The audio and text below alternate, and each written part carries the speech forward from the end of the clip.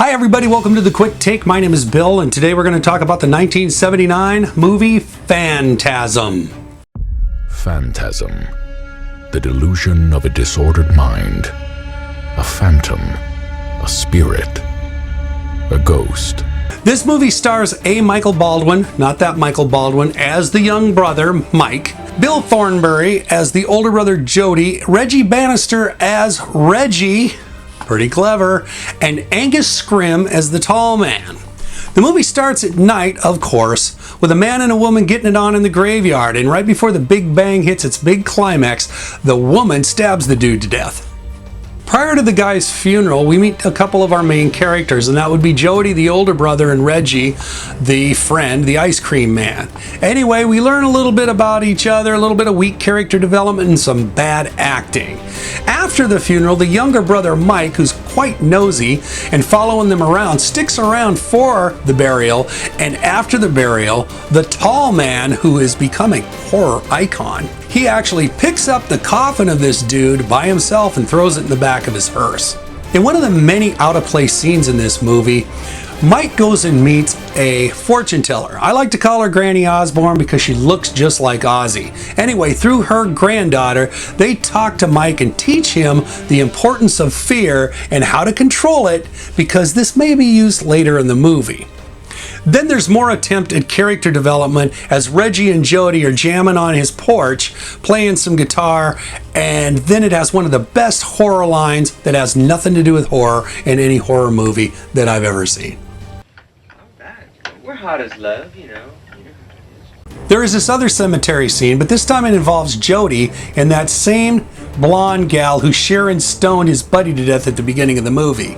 But Jody's saved by Mike, who has a run-in from this Java-looking druid dude.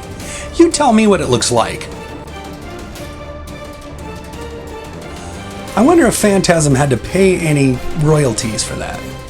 Then there is a Mike dream sequence, and then Mike following Jody around, and then there's a really kind of a cool walking sequence with the tall man. It's actually overdone big time, and it ends up with a really cool stare down with the tall man staring at Mike.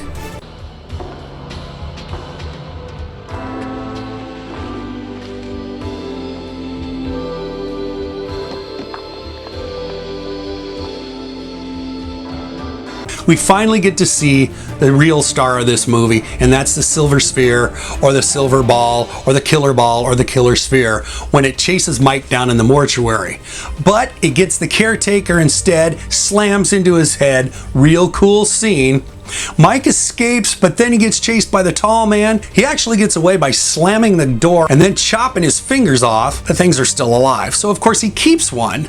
But this ends up in a weird scene as well, because after he shows his brother this finger that's still alive, the finger turns into this giant fly and attacks the brothers. We then get Jody chased by druids. Then we got Mike saving Jody by picking him up. Then we got a hearse chasing the car. Then we got Jody shooting the car runs into a pole and it blows up. When they find out who the driver of the car is, no, it's not the tall man. It was actually their friend, the one that was killed at the beginning of the movie, who was actually squished down into a half-sized person, resulting in a druid. Mike and some girls get attacked in a Volkswagen. Mike escapes. There are more scenes in the mausoleum and interaction with the brothers. Then Jody locking Mike up in his room, only for him to escape and then get caught by the tall man. Well, he escapes that too. Then Reggie teams up with the guys, Jody and Mike, and they come to find out after going into this room that the tall man is actually a grave robber who shrinks people into these one-half druids, and then he sends them to a different dimension as slaves. Reggie tries to shut this whole thing down and all hell breaks loose. It ends up with all three guys outside, Reggie meeting his end, and the two brothers reuniting and escaping. The brothers develop a plan to end the tall man, and it works. The tall man ends up falling down this 6-mile mine shaft or whatever it is, and then Jody pushes a boulder off the top of this big hill to cap the top of it. We think the movie's over, right? No, wrong.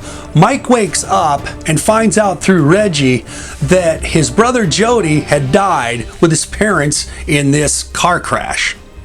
Reggie says that he's going to take care of Mike, and says, hey, let's go on this road trip. So Mike goes up to pack. And when Mike packs, the tall man comes out of a mirror and with help of his little druid dudes, pulls Mike into oblivion.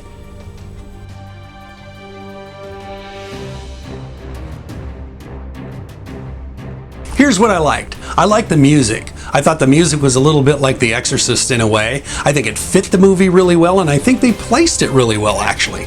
This was Don Coscarelli's first movie, and I'm sure he was involved in almost all of it. I never really had a chance to look. I know he wrote the thing, but they used the music just right in this movie. The sphere is awesome. How can it be? It's the visual part of this movie. It is when you think of Phantasm, you think of the sphere. Great idea by Don Coscarelli to use this thing, and the way it's used is awesome. I think they overdid it in the sequels because I've seen a couple of those sequels, but the way they used it here was perfect. It had such a profound impact, but the thing was only used in 2 different scenes, and one of them it was blown up. And speaking of visuals in this movie, the tall man, Angus Scrimm, didn't do much, didn't have very many lines, but he was very imposing and he was very cool. I like the lighting. I think the lighting was used well, and I think for a cheap B movie, the lighting was good in this movie. And I think it did set a little mood. That and the music set the mood, which they're supposed to do in movies, and of course, especially horror movies. And then I like the concept. The concept of this movie was really cool. I wish they would have changed it around, and one of the things I would change, might mention that later, is the fact that they could have used like these dwarfs, these little Jawa dudes, were actually like helpers of hell or something and sent down to hell, and they brought something back, and then you'd have the sequels in a different fashion or whatever. But you know, what can you do? And I thought that, you know, besides it cheaply made the way it was and thrown together like somebody threw a bunch of spaghetti in a bowl, I thought the concept worked, and it was just convoluted a little bit with all the other crap that wasn't really put together that well. If that makes any sense.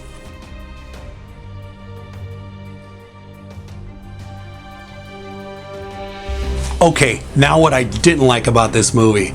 First of all, the acting was terrible. The acting was so terrible. I don't even know if they even rehearsed. I think they just went out there and looked at a cue card or something and said, that and the character development, I wasn't too crazy about that. But you know what? It did, you know, in a way, you liked the characters. You ended up liking Reggie, even though at first he looked like some sort of a pervert that you wouldn't let your kids buy ice cream from. But he ended up being pretty cool at the end. Unfortunately, he didn't make it, but he ends up in a sequel somehow. Also, there were scenes all over the place in this movie, and some not even necessary. Now, I can see Don Coscarelli's attempt in trying to do some foreshadowing, especially with Mike visiting Granny Ozzy. But they got lost in translation.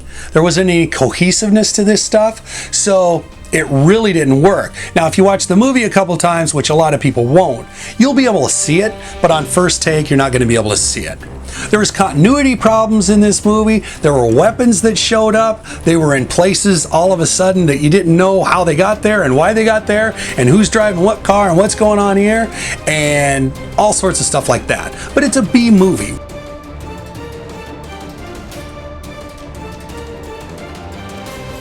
What would I change?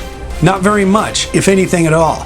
This is a classic horror movie, and it spawned 3 sequels and came up with the Tall Man, who's an icon for horror, and the Spheres that are icons of horror.